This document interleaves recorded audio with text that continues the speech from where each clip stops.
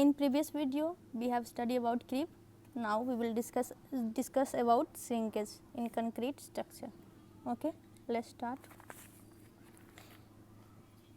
Shrinkage is a shortening of concrete due to drying and independent of applied load. मतलब shortening of concrete, जो भी concrete structure हमने बनाया है और ये वॉल्यूमेट्रिक चेंज होता है, ठीक है. वॉल्यूमेट्रिक मतलब टोटल वॉल्यूम में जो चेंज लेंथ में होगा वो चेंज ब्रेथ में भी होगा, वो चेंज हाइट में भी होगा. तो श्रिंकेज जो शॉर्टनिंग इससे थोड़ा सा छोटा हो जाएगा. ड्राइंग प्रोसेस के बीच में जब वो सूखता होता है, मतलब कि जब हम उसे ड्राई कर रहे होते हैं, हमने कास्ट कर लिया क्यूब, अब उसे जब हम ड्राई करवा रहे होते हैं तो उस दौरान जो भी शॉर्टनिंग होता है, उसके वॉल्यूमेट्रिक जो भी चेंज होता है या कमी आता है, उसे हम लोग श्रिंकेज कहते हैं, ठीक है. ये इंडिपेंडेंट ऑफ अप्लाइड लोड है, मतलब कि लोड की वजह से नहीं होता है. जैसे क्रीप में लोडिंग की वजह से आ रहा था, परमानेंट लोडिंग, सेल्फ वेट और उसके वजह से डिफॉर्मेशन हो रहा था. क्रीप में ये इंडिपेंडेंट ऑफ लोड है. ये अगर ड्राई करते हैं किसी भी कंक्रीट स्ट्रक्चर को तो ड्यू टू मॉइस्चर लॉस ये शॉर्ट होगा ही होगा. ये इंडिपेंडेंट ऑफ लोड है. Without load, without any self weight ये श्रिंकेज शॉर्ट होगा, ठीक है. ये इनिशियल पीरियड में होता है जब वो सूखता है. क्रीप टाइम डिपेंडेंट है, जब वो पुराना होते जाता है और होते जाता है और उसके बाद कांस्टेंट हो जाता है. Shrinkage of concrete is the time dependent strain measured in the unloaded and unstrained specimen at constant temperature.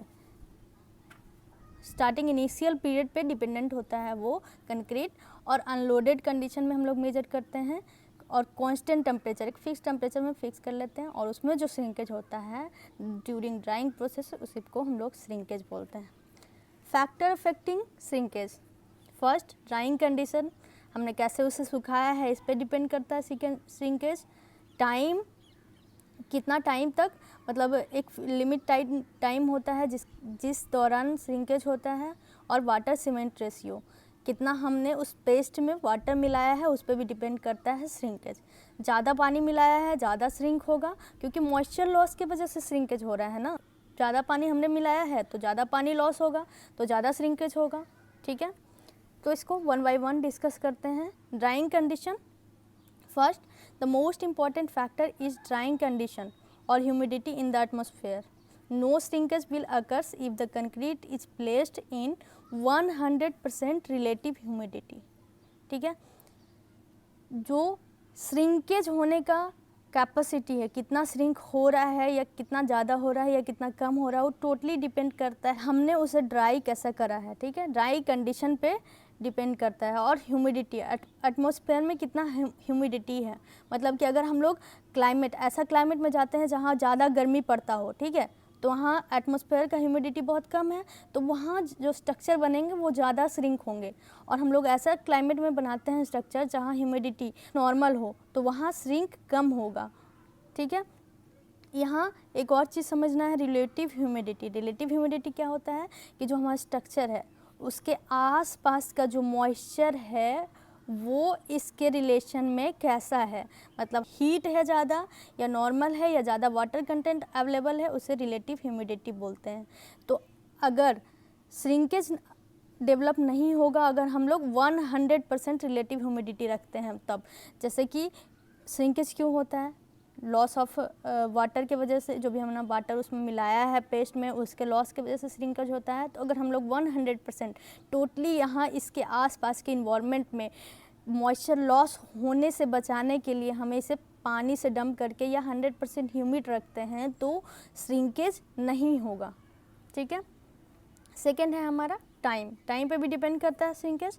The shrinkage rate will decrease rapidly with time, मतलब जैसे जैसे टाइम इंक्रीज होता जाएगा. मैंने पहले भी बोला कि श्रिंकेज इनिशियल टाइम का चेंजेज है स्ट्रक्चर में, तो जैसे जैसे टाइम इंक्रीज होते जाएगा श्रिंकेज ख़त्म होते जाएगा. उसके बाद क्या होगा, स्टार्ट क्रीप. लोड आएगा, उसका सेल्फ वेट की वजह से डिफॉर्मेशन होगा, वो क्रीप. तो स्टार्टिंग हमारा श्रिंकेज होता है स्ट्रक्चर में जो कि ड्राइंग कंडीशन के टाइम होता है, और टाइम के साथ कौन सा होता है, क्रीप होता है. तो shrinkage rate will decrease rapidly with time. It has been documented that 14 to 34% of 20 years shrinkage will occurs within 2 week of it being poured। ठीक है, ये कहना चाह रहा है कि जो हमारा 30 मतलब कि 20 ईयर्स में जो भी हमारा डिफॉर्मेशन श्रिंकेज की वजह से होगा उसका 34% विदिन 2 वीक में हो जाता है। मतलब स्टार्टिंग के वीक में सबसे ज़्यादा श्रिंकेज होता है, बाद के ईयर में भी श्रिंकेज होता है लेकिन बहुत माइनर। ठीक है, within 1 year of concrete being poured shrinkage will about 66 to 85% of 20 years. 1 year के अंदर श्रिंकेज क्या होगा, मतलब कि हमारा स्ट्रक्चर ये नहीं कि 24 आवर्स या 10 डेज या 28 डेज जो भी है इतना ही दिन में श्रिंकेज होगा। श्रिंकेज 1 ईयर तक, उसके बाद भी होता है लेकिन बहुत इतना माइनर कि उसे हम लोग कंसीडर नहीं करते हैं, इसीलिए हम लोग इसे अर्ली एज डिफॉर्मेशन या चेंजेस बोलते हैं स्ट्रक्चर का। ठीक है, यहाँ पे कहना चाह रहा है कि 66 से 85% 20 ईयर्स का 1 ईयर में श्रिंकेज हो जाता है किसी भी स्ट्रक्चर का। जो भी स्ट्रक्चर 1 ईयर पुराना है, सेम स्ट्रक्चर 20 ईयर्स पुराना है, तो 85% श्रिंकेज इसमें 1 ईयर में ही हो चुका है। वाटर सीमेंट रेशियो, मैंने पहले भी कहा है कि वाटर सीमेंट रेशियो पे भी डिपेंड करता है श्रिंकेज भी। क्या मतलब मोस्टली वाटर सीमेंट रेशियो पे ही श्रिंकेज डिपेंड करता है। जितना ज़्यादा हम लोग वाटर डालेंगे उतना ज़्यादा श्रिंकेज होगा। तो water to cement ratio will influence the amount of shrinkage that occurs. Concrete richness also affect the shrinkage. अब आते हैं टाइप ऑफ श्रिंकेज पे, कितने तरह से श्रिंकेज होते हैं। First plastic shrinkage, second drying shrinkage, third autogenous shrinkage, fourth carbonation shrinkage. ठीक है, प्लास्टिक श्रिंकेज समझते हैं क्या होता है। Plastic shrinkage happens soon after concrete is poured in the form. मतलब हमने मोल्ड में डाल दिया या जैसा भी स्ट्रक्चर बनाना हमने फॉर्म कर दिया, तो जो इंस्टेंट तुरंत में जो श्रिंकेज होता है after pouring in the form वो होता है plastic shrinkage. Water evaporate and result in reduction of volume, this cause the concrete on the surface of the collapse. Water evaporate करता है और रिडक्शन हो जाता है वॉल्यूम में, मतलब जो भी ये स्ट्रक्चर है वो छोटा हो जाता है इवोपरेट करने के बाद। This cause concrete in the surface collapse, जिसके वजह से कंक्रीट सरफेस कोलैप्स हो जाता है। ठीक है, एग्रीगेट पार्टिकल्स और reinforcement comes in the way of subsidence due to which crack may appears at the surface और इंटरनली अराउंड द एग्रीगेट और reinforcement. Reason high water cement ratio, क्या क्या रीजन होता है प्लास्टिक श्रिंकेज का। High water cement ratio, badly proportion concrete, rapid drying, greater bleeding और untended vibration etc are some of the reason for the plastic shrinkage.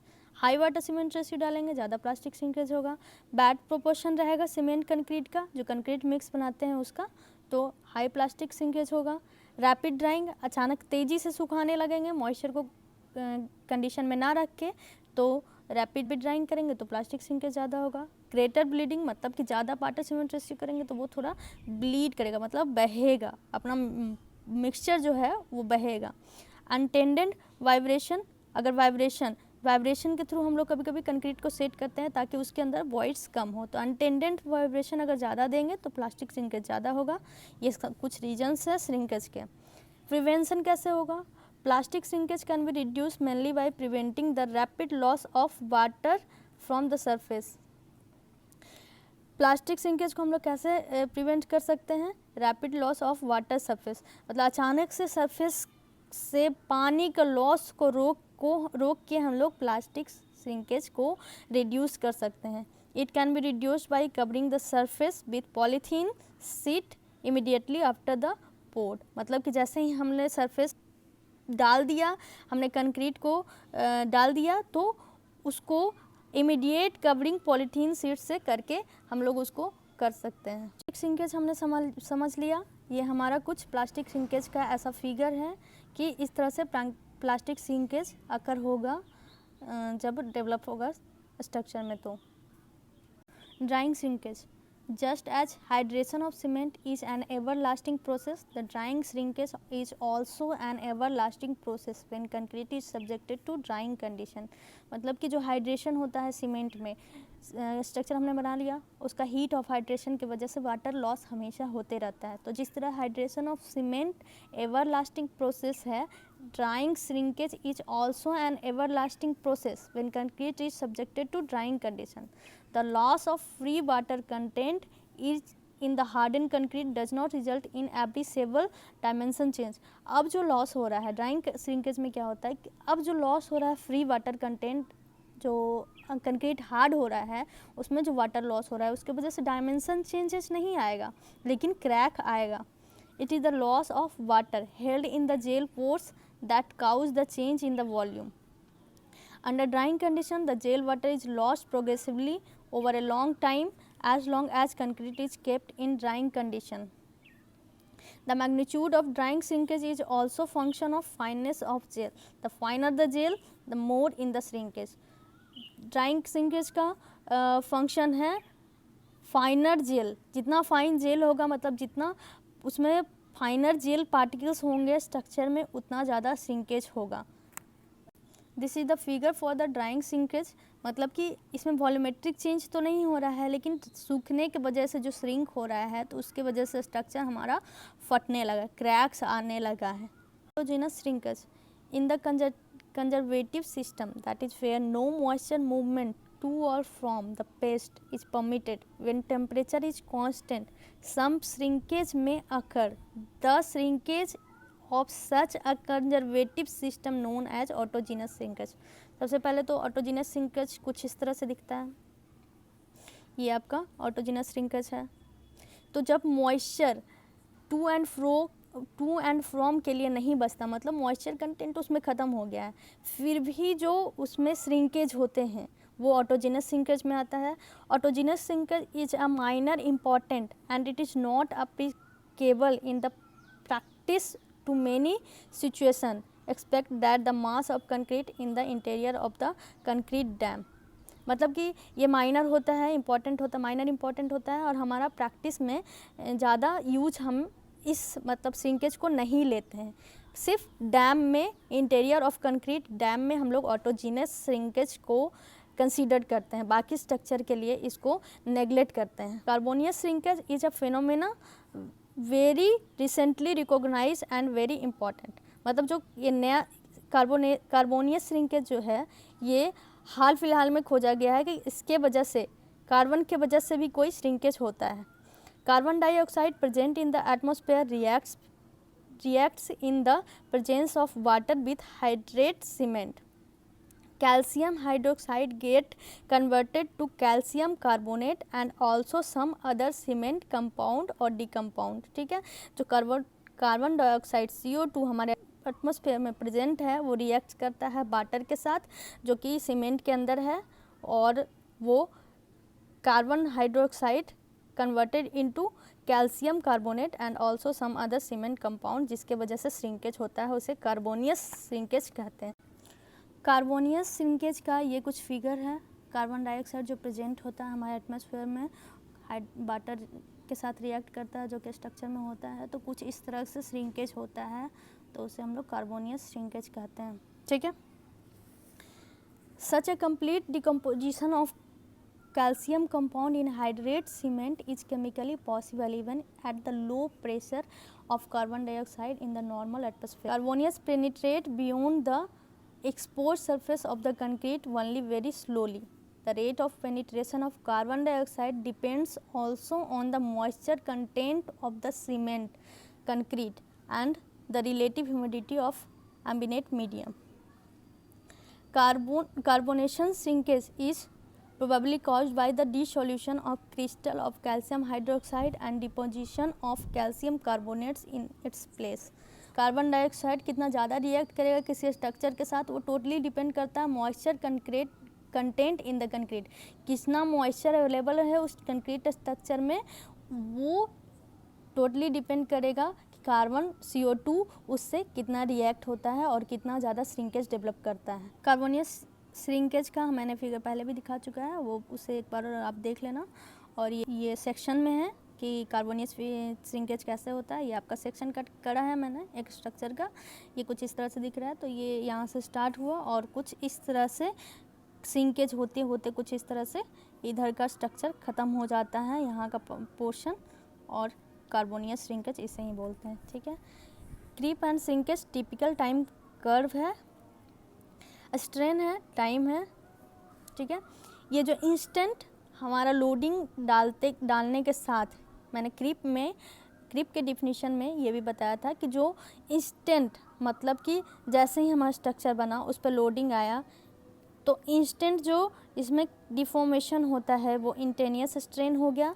तो ये figure हमारा show कर रहा है इंटेनियस मतलब टाइम के साथ, टाइम तुरंत में स्ट्रेन इतना डेवलप हो गया, टाइम के साथ फिर कांस्टेंट हो जाता है, ये इंस्टेंटेनियस स्ट्रेन हो गया। उसके बाद क्रीप को डिफाइन किया गया है कि धीरे धीरे स्टार्ट होता है, इंक्रीज होते जाता है टाइम के साथ। जैसे ही टाइम इंक्रीज होता है क्रीप भी इंक्रीज होते रहता है, फिर होते होते एक टाइम आता है कांस्टेंट हो जाता है, ठीक है। टिपिकल क्रीप टाइम कर्व हो गया, ये टिपिकल श्रिंकेज टाइम कर्व हो गया। स्टार्टिंग इनिशियल टाइम से स्टार्ट होता है, ठीक है। जैसे ही हमारा स्ट्रक्चर बना, सूखा, वो श्रिंक होना स्टार्ट हो गया, होते होते टाइम के साथ धीरे धीरे करके घटते जाता है और एक टाइम आता है जब कांस्टेंट हो जाता है। Effect of shrinkage of concrete between movement joint cause joint to open और make it wider, therefore joint must be designed to accommodate the widening cause by shrinkage. मतलब कुछ इस तरह से हो जाता है, श्रिंकेज कंक्रीट में जो जॉइंट है, मूवमेंट जॉइंट है, उसको वाइडर कर देता है, ठीक है। श्रिंकेज की वजह से ये स्ट्रक्चर कुछ इस तरह से श्रिंक हुआ, कुछ इस तरह से ये श्रिंक हुआ, तो इसके बीच का जो गैप है वो वाइडर हो जाता है, श्रिंकेज का ये इफेक्ट है, ठीक है। Where other material such as ceramic tiles are fixed on the top of concrete surface, shrinkage of concrete couch, relative movement between the different materials, the resulting stress couch failure at the interface। मतलब कि हम लोग दो tiles को जब जोड़ते हैं, एक सेरामिक मटेरियल से जोड़ते हैं, या तो ये लीड होता है, मतलब या तो ये शीशा होता है या थर्मोकोल होता है, कुछ इसी तरह से, या मोम होता है, इससे दो टाइल्स को जोड़ते हैं तो श्रिंकेज की वजह से क्या इफेक्ट आता है मैं दिखाती हूँ। इस तरह से हमने जोड़ा टू टाइल्स को, बीच में सिरामिक्स, तो जब दो टाइल्स को जोड़ते हैं किसी सिरामिक मटेरियल से तो श्रिंकेज की वजह से वो अच्छे से फिक्स नहीं हो पाता है और इसके वजह से रिलेटिव मूवमेंट्स दोनों के बीच में होता है और गैप भी आ जाता है। यही श्रिंकेज का दूसरा effect. Shrinkage is restrain the concrete is put into tension and when tensile stress become equal to tensile strength the concrete cracks. मतलब अगर श्रिंकेज डेवलप होता है किसी स्ट्रक्चर में तो कंक्रीट टेंशन में चला जाता है और ये टेंसाइल स्ट्रेस अगर इक्वल हो जाता है कंक्रीट के टेंसाइल स्ट्रेंथ के तो कंक्रीट में क्रैक्स आ जाता है। क्रैक्स कैसे आते हैं? श्रिंकेज की वजह से। श्रिंकेज डेवलप हुआ जिसकी वजह से टेंशन क्रिएट होता है स्ट्रक्चर में, टेंशन क्रिएट हुआ उसके वजह से जो टेंसाइल स्ट्रेस आया अगर इक्वल हो गया टेंसाइल स्ट्रेंथ जो कि कंक्रीट का है तो क्रैक्स डेवलप हो जाएंगे। ये अच्छा इफेक्ट है श्रिंकेज का। देखते हैं क्या है। Shrinkage of concrete cause the concrete to creep reinforcing bar more tightly. This increase the friction between concrete and steel and so improves the bond strength for plain bars। ठीक है। Shrinkage जो क्या करता है ग्रिप बना देता है, मतलब जो कंक्रीट स्ट्रक्चर और इसके रिइंफोर्सिंग बार के बीच में जो बॉन्ड बन रहा है उसको और मजबूत बना देता है ड्यू टू श्रिंकेज की वजह से ग्रिप हो जाता है डेवलप। और ये किसके लिए बेनिफिशियल होता है? जो प्लेन बार्स होते हैं, प्लेन बार्स में कोई इस तरह से कट नहीं होते हैं जिसकी वजह से ग्रिप बने, तो प्लेन बार्स में श्रिंकेज का एक बेनिफिट होता है। The deflection of the flexural member is increased by shrinkage. This is because the lightly reinforced compression zone is free to shrink more than heavily reinforced tension zone. ये कहना क्या चाह रहा है कि जो फ्री कंक्रीट वाला जो जोन होता है मतलब कंप्रेशन जोन होता है और क्या होता है टेंशन जोन होता है। एन के ऊपर कंप्रेशन जोन और होता है नीचे टेंशन जोन। तो ये क्या कहना चाह रहा है इस पॉइंट से कि जो श्रिंकेज होता है वो कंप्रेशन जोन में मोर ज़्यादा होता है और इस जोन में कम होता है। श्रिंकेज को प्रिवेंट कैसे करेंगे? तो first number, provide sun shade in case of slab construction to control the surface temperature. मतलब आप जो भी स्लैब बना रहे हो या स्लैब को ढलैया कर रहे हो, कास्ट कर रहे हो, तो उसको सन शेड मतलब धूप से डायरेक्टली जो धूप पड़ रहा है उससे शेड करना है ताकि डायरेक्ट मॉइस्चर लॉस ना हो। टेम्परेचर कंट्रोल करने के लिए हम लोग प्रोवाइड करेंगे sunset. Second, dampen the subgrade of concrete before placement it liable to water absorption but should not over damped. पहले जहाँ आप कंक्रीट को प्लेस कर रहे हो उससे पहले सबग्रेड को भिगा लोगे, मतलब डैम्प करोगे हल्का, ये नहीं कि पानी उसके ऊपर ऊपर बहना चाहिए, ऐसा नहीं, हल्का डैम्प करेंगे, मतलब वेट कर लेना है, ओवर डैम्प नहीं करना है, ताकि जो स्ट्रक्चर का वाटर है, जो हम लोग कंक्रीट का मिक्सचर पेस्ट करेंगे, इसका मॉइस्चर ये अपने आप में एब्जॉर्ब ना कर ले, ठीक है। इसलिए हम लोग इसको पहले डैम्पन करेंगे, इसके पास खुद से मॉइस्चर रहेगा तो स्ट्रक्चर का मॉइस्चर कंटेन नहीं करेगा, ठीक है। जहाँ भी हम लोग प्लेस कर रहे हैं कंक्रीट मिक्स को, उसको पहले डैम्प कर लेंगे, थोड़ा सा भिगा लेंगे, ताकि जो मिक्सचर पेस्ट कर रहे हैं उसका मॉइस्चर सीपेज ना हो फ्लोर पे। Trying to start the curing soon after finishing, जैसे हमने स्ट्रक्चर फिनिश किया तो ट्राई करो कि curing just after that placement of concrete start कर दें हम, ताकि मॉइस्चर लॉस ना हो, स्ट्रक्चर से ऊपर एवोपरेशन के थ्रू मॉइस्चर लॉस ना हो। हम लोग क्यूरिंग, क्यूरिंग क्या होता है, पानी का परत से हम स्ट्रक्चर को ढक देते हैं ताकि टेम्परेचर और मॉइस्चर कंट्रोल इसके बीच में रहे। हीट ऑफ हाइड्रेशन के वजह से स्ट्रक्चर का मॉइस्चर हमारे एटमॉस्फेयर में ना जाए और स्ट्रक्चर श्रिंक ना करे, ठीक है। तो ट्राई करो कि जैसे ही फिनिश हुआ स्ट्रक्चर, क्यूरिंग जल्दी से जल्दी कर दें।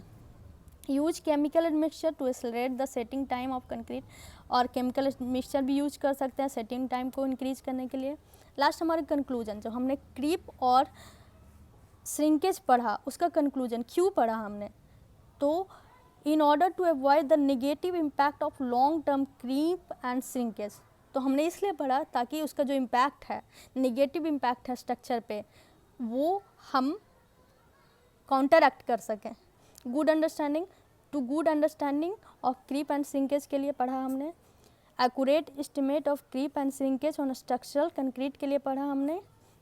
Proper countermeasure of long term creep and shrinkage effect के लिए, मतलब कि जो इफेक्ट आ रहा है क्रीप के वजह से, हमने इफेक्ट पढ़ा, प्रिवेंशन पढ़ा, तो उसके वजह से इफेक्ट आ रहा है, तो हम लोग कैसे प्रिवेंट कर पाए, इसलिए हमने ये सब्जेक्ट को पढ़ा, ठीक है। Thank you. Like and subscribe my video and share also.